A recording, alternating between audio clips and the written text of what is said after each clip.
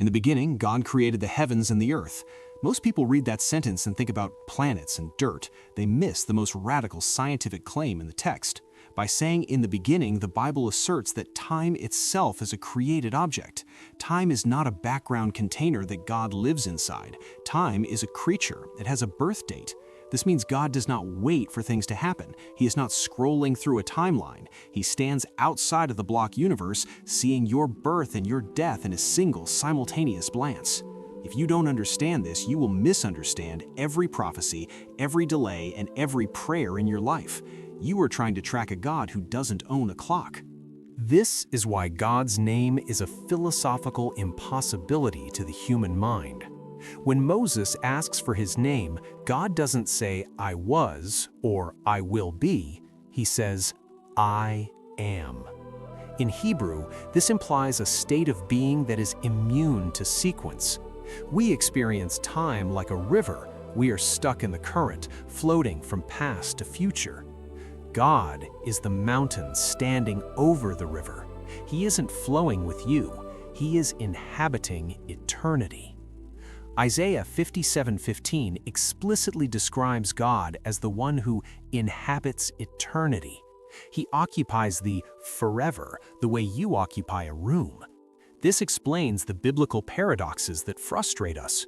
Why does 2 Peter 3:8 say, "A day is like 1,000 years"?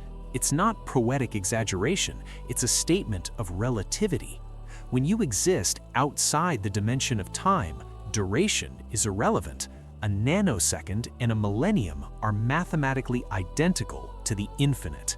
But here is where it gets practical. The Bible isn't just metaphysics, it's a manual. The New Testament was written in Greek, which reveals a distinction our English translations completely delete. We have one word for time. The Bible has two, and you are likely living in the wrong one.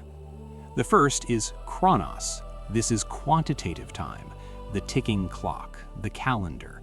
Chronos is the resource that runs out. It is the time that kills you. It creates anxiety because it is scarce. The second is Kairos. This is qualitative time. It means the opportune moment, the season, or the appointed time. When Jesus walks onto the scene in Mark 1:15, he doesn't check a wristwatch. He declares, "The time has come." He uses the word Kairos. He is saying, the conditions are met, the pregnancy is full, the moment is here. Here is the problem with the modern American mind. We are addicted to Chronos, but God only operates in Kairos.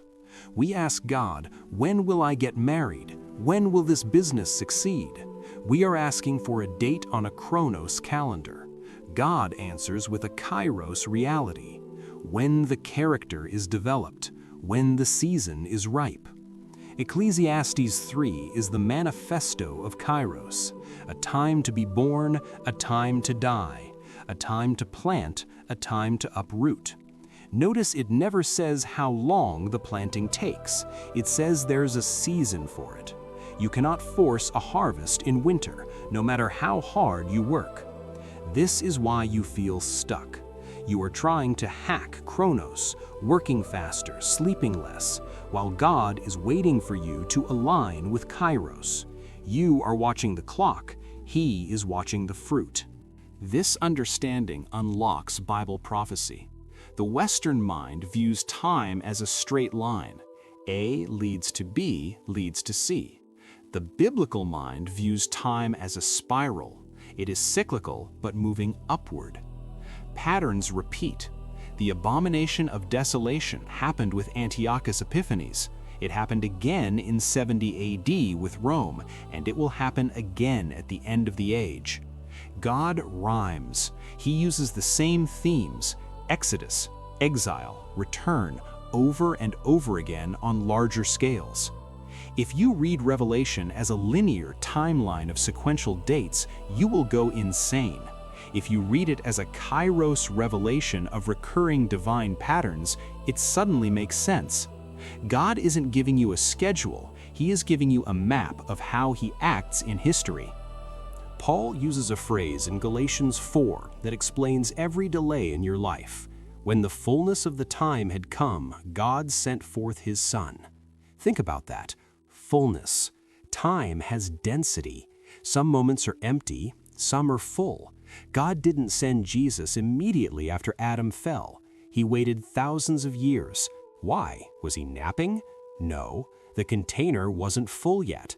The Roman roads needed to be built for travel. The Greek language needed to be spread for communication. The Jewish synagogue system needed to be established for teaching. When the container was full to the brim, Kairos, God moved. You are not waiting on God. You are waiting on fullness. There are variables interacting in your life that you cannot see. God is not slow. He is a precision engineer. He refuses to act when the container is half empty. So where is this going? Revelation 10:6 gives us the chilling forecast. An angel raises his hand to heaven and swears that there should be time no longer. This is the ultimate hope. We are not designed for Chronos. That is why we hate aging. That is why we hate saying goodbye. Ecclesiastes says God has set eternity in the human heart. You have hardware made of dust, but software made for forever.